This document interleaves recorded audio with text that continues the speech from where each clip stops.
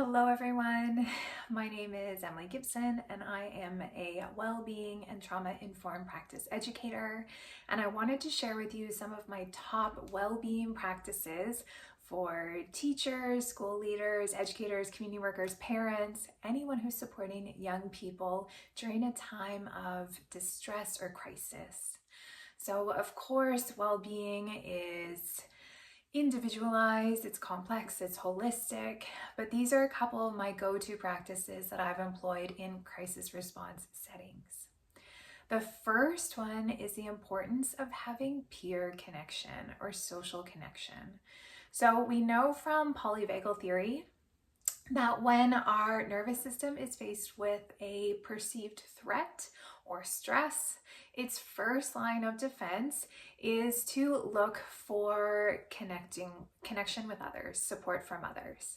And so you might have found yourself in the past, if you were really upset about something, maybe you reached for your phone to call your friend, to call your partner, to call a family member. And that is our body trying to keep us safe.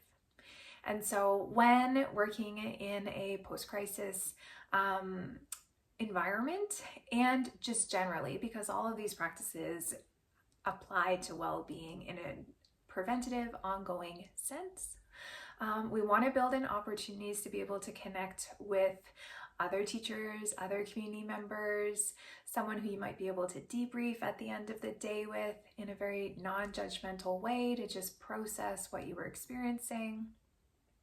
And that's why also embedding peer support programs in schools can be so beneficial for the well-being of teachers and staff. So peer support, number one. Number two is engaging with our breath.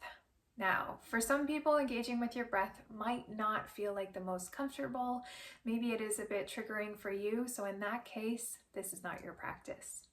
But for other people who want to try working with your breath, it is one of the number one practices that I recommend, because we know that when we can take 5 slow inhales and exhale, breathing in for 5, exhaling for 5, and repeating 5 times, that we are engaging our parasympathetic nervous system, our rest and digest function, so that we are able to stop our stress hormones from firing and we're able to feel present and calm in the moment. And that's really what we're looking to do. The more that we can come back to that state of being fully present in the moment, the more we're supporting our window of tolerance to widen so that we have more capacity and that we can better show up for others. Now, breathing is also an amazing thing to share with the young people, the students that you're working with. You know, together you all can start your day, pepper throughout your day, different ways of engaging our breath, because part of supporting folks through a crisis, and honestly, I think part of being a supportive adult is helping young people understand what's happening in their bodies and how they can find peace and calm for themselves. Now, the third thing that I always love to have on hand for myself and for the young people that I work with is water and some sort of healthy snack or food. Being able to provide for our basic needs when we are in a situation where we may have lost some form of control in the sense of a crisis, or maybe not everyone has access to their basic needs, then being able to offer hydration and nutrition can provide such a felt sense of safety for folks.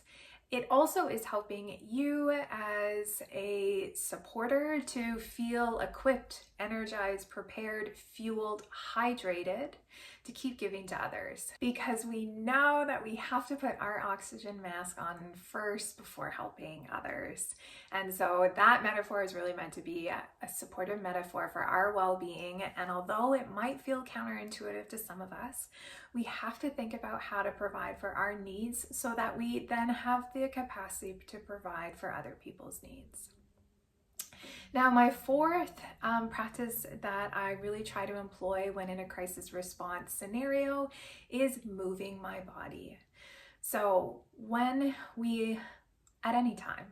We want to be able to feel our feelings and feel them, to process them and move them out of our bodies. And one of the ways that we can do that is through mindful physical activity. So maybe at the end of your day, you want to go for a walk. And as you're really noticing your feet hitting the ground below you, you're maybe also thinking through your day. You're feeling into some of the emotions that were coming up for you so that you can acknowledge them, validate them, and let them move through you in an intentional way. So this looks a bit different than if we were going to say hit the gym afterwards and have a really intense workout where we are just hyper focused on working our muscles. And not that there's anything wrong with that, but when we're thinking about doing it in a healing way, we want to be mindfully aware of our body, what's coming up for us, and how we can notice that as we continue to move to help process that.